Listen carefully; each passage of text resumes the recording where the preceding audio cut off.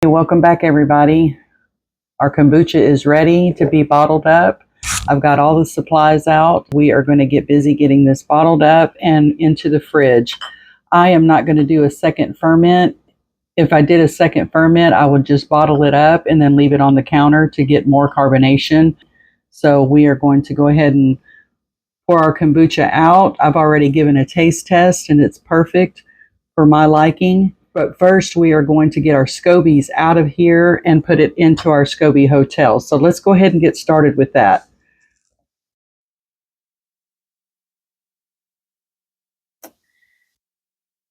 And as you can see on the top of the jar, it made a new SCOBY. Let's go ahead and get this off of here. I'm just going to put the scobies inside this jar, then we're going to go ahead and pour them into our SCOBY hotel. And then we can make a new batch of kombucha. And I think there's actually a couple of them. This one did really good on its ferment. And it tastes delicious. And I think there's one more at the bottom. We may have to get that as we pour. Let me get these two. Drop them right into here. There we go. Start pouring it into here. That way we can funnel it into these bottles. These bottles are the old kombucha bottles that I save. They're perfect. So don't throw away your old kombucha bottles. They're perfect for making new kombucha. There we go. We'll get that out of the way. And we've got a SCOBY at the bottom. That was our beginning SCOBY to start the kombucha. I'm going to go ahead and pour this into here and then this into there. And we'll work down to get to that SCOBY. And it's still good. So we're going to take it out and put it into our big jar over here for our SCOBY hotel. And you can see on the camera, but there's a little bitty bubbles. And that's because it's continuing to ferment. So whenever we put it in the refrigerator is when the fermenting is going to slow down. And that's what we need to do. So we're going to get this poured into here. Oh, good. I'm not going to make too much of a mess.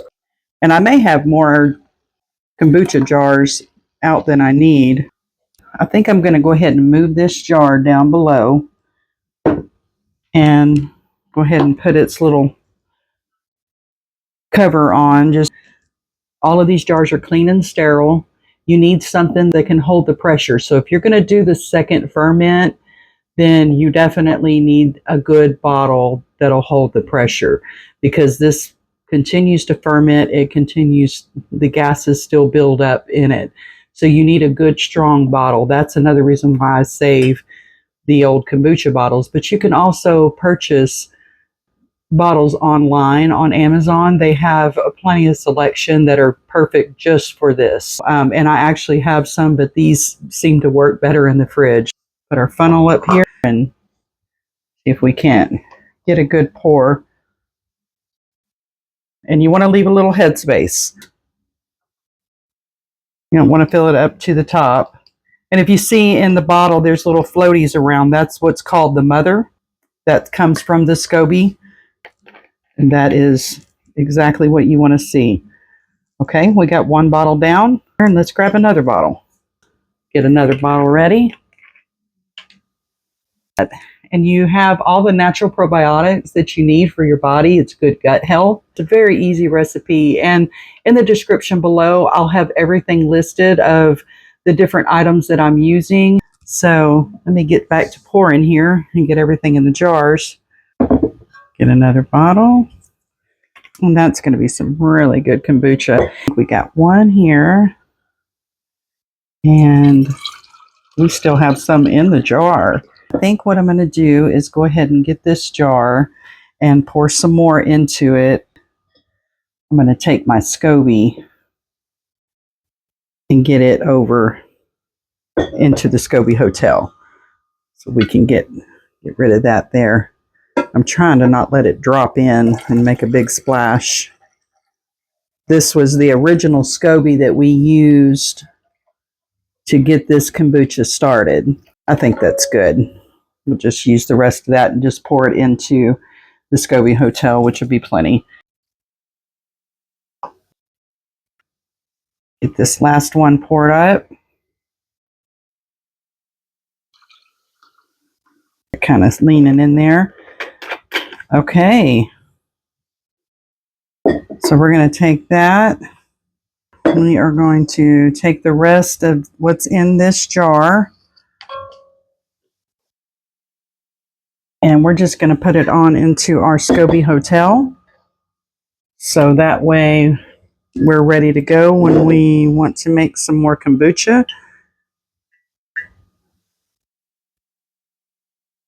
There we go. Don't want to make such a big splash. You will be generating a lot of scobies.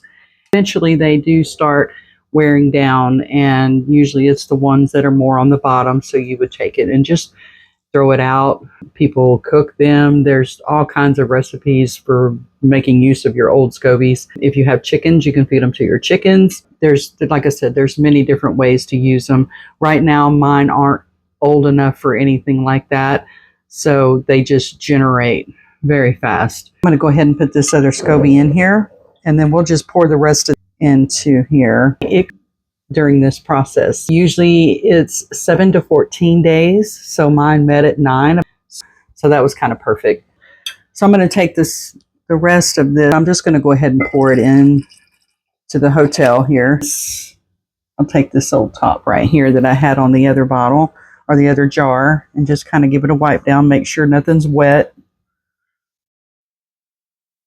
And we will put the other lid on it and our rubber band. Make sure everything is nice and tight. And that's it. Let's get everything out of the way here so I can talk to you guys. Go ahead and end this video. But I didn't want to jar all this up until I can show y'all from start to finish. And wow, look what we did. 6 bottles of kombucha. Like I said, you can do a second ferment and you can add fruits and flavors to this and then leave it sitting out on the counter for a couple of more days, and that will build up more carbonation. For me, I am going to go ahead and put this in the refrigerator and stop or slow down the fermentation process. So anyway, I want to thank everyone for joining me, and we will see you on the next. Bye for now.